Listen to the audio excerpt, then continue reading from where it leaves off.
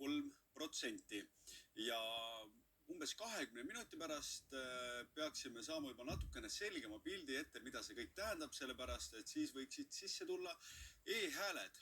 Aga meiega on liitunud nüüd endine särav Keskerakonna poliitik, kes astus erakonnast aasta tagasi välja, nüüd politoloogia õppejõud Kadri Simson. Tere õhtust! Tere õhtust! No kas kõike seda valimissiginat-saginat vaadates on endal ka tunne, et tahaks kuskil tänavanurgal valijatele pannkooki küpsetada ja flaierid jagada? Ausalt öeldes ei ole, et tegelikult vastupidi on kergendus, et ei ole vaja häälte saamiseks tänavanurgal pannkooki küpsetada. Kadri, aga mis on teie jaoks nende valimiste põhiintriig? Mulle tundub, et nendel valimistel on kaks intriigi. Üks intriig on üle Eesti, kus inimesed mõtlevad, et ehk nendel valimistel antud hääl võiks tuua ka üle riigilises poliitikas muutust.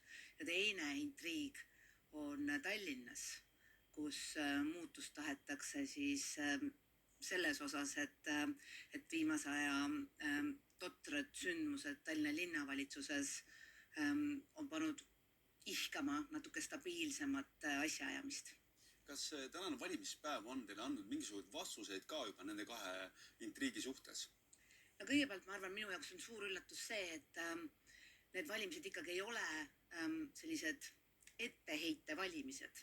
Ehk et kui on päris suur kriis, nagu oli aastal 2009, siis tuli ju välja üle 660 000 valija. Ja see kord ei ole veel keemistemperatuur piisavalt kõrge, et tõelist pahameelt see valijate väljatuleku number mulle küll ei signaliseeri.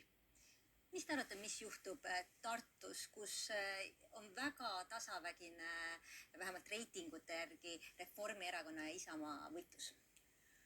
Ma veel ei tea, millised on tulemused, aga ma kahtlustan, et võib juhtuda ka nii, et reitingud näitavad üht, aga kui valija läheb valimiskasti juurde ja vaatab nimekirjad läbi, siis ta võib seal muuta oma meelt. Sellepärast, et ühes nimekirjas on linnarahvale tuntud ja asjalikud inimesed ja isegi kui ta mõtles ruumi sisenedes eelistada võib-olla seekord uut erakonda, siis valimiskasti juures valib ikka jälle selle vana ja juba harjumuspärase tuttava poliitiku. Ma saan aru, et te peate silmas siis Reformierakonda, aga kuidas Reformierakonnal Tartus läinud, sellest annab meile ülevaate nüüd Taavi Eilat.